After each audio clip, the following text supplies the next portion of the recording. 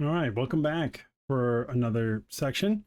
So for this, I'm still in part one. This is section two, philosophy and human nature. This question is, what does marketing reveal about human behavior?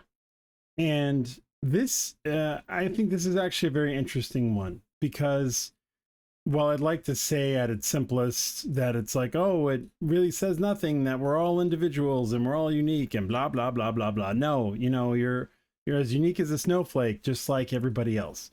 Right. It's one of those things where what marketing to me reveals about human nature or human behavior, I should say, is that it shows me how often people are running on autopilot or on the set plans that they believe they have for themselves. So it's kind of like they're living their life through routines and not actively living their life. And the reason why I say that is in marketing, we have to use certain language or certain phrases to sort of push and pull people to get them to pay attention. And you wouldn't have to do that if somebody was actively pursuing a problem. This goes back, solution to the problem. Sorry. This goes back to the dog burning in the house that I was saying that most people want to ignore what is happening. They want to ignore the pain, the issues, the problems. They want to get almost to a place of like ignorant bliss where they can pretend like everything is great. Cell phones didn't help that, but that's sort of the feeling that I get by looking at the way marketing is used. In the old days, they would have to say your marketing message has to be so compelling that'll convince somebody who's sitting on a couch watching TV at the end of a hard day of work to get up off the couch, write a check, put it in an envelope, stamp the envelope, and go out to the mailbox and put it in. That took a lot more effort. That's a Herculean effort compared to getting somebody just to click and type and sometimes just click and tap, which is why I always recommend people go to the older forms of direct response marketing because they had a much higher hurdle to jump through than you do now. But why would you have to do that? Like, say it was for weight loss programs. If somebody's overweight and they want to lose weight, why do I have to go through this sort of Herculean effort just to get them to do the thing that's good for them? And that's because most people they don't want this change. They want the end result. They don't want to do the things to get them there. This is very common in almost anything that's out there. You probably look at what you do too. How many times do you say to yourself, I really wish X, like I wish I could draw, I wish I could be this in shape, or I wish I could do that. But then you make zero real effort. If you're being honest with yourself, zero real effort to getting to that goal.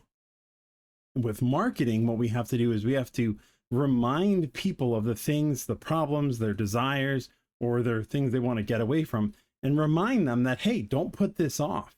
Take action now.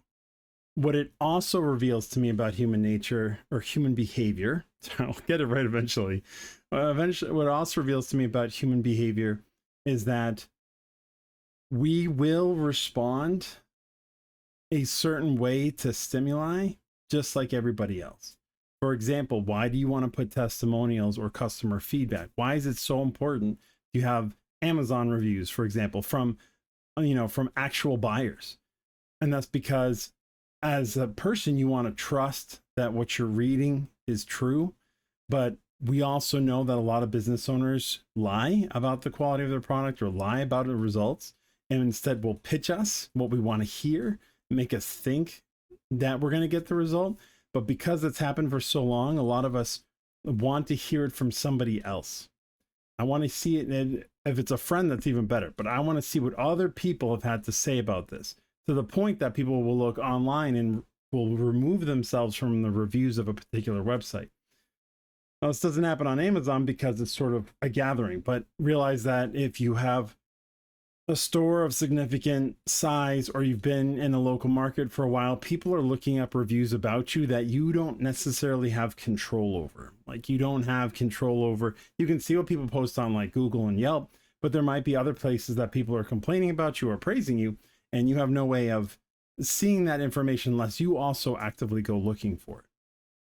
So there's that aspect. The way a sales page is structured has to be done a certain way. Same thing with like a webinar or a masterclass or even a video sales letter.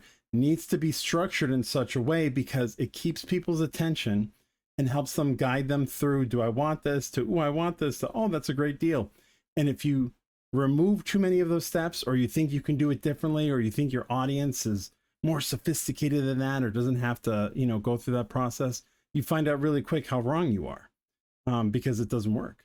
It's one of those things where marketing can be done by the numbers, because did we put in place the steps that are needed to get somebody to go through the process?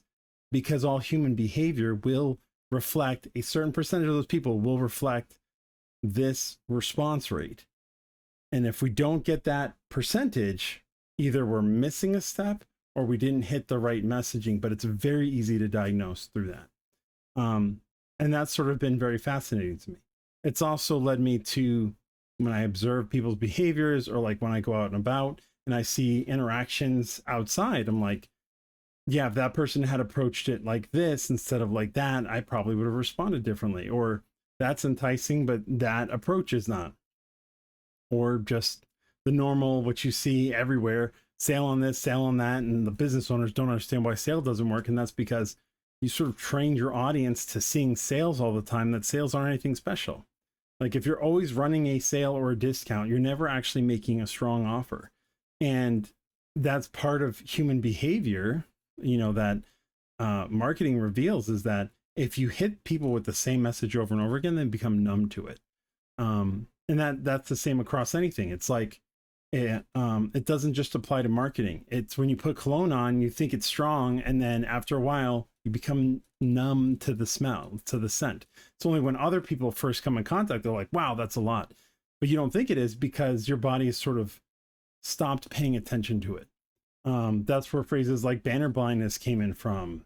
All this sort of stuff where people just are naturally behaving in a manner that makes it harder to do marketing if you're doing marketing the same way everybody else is. That's sort of what I've learned and what has been revealed to me in marketing about human behavior.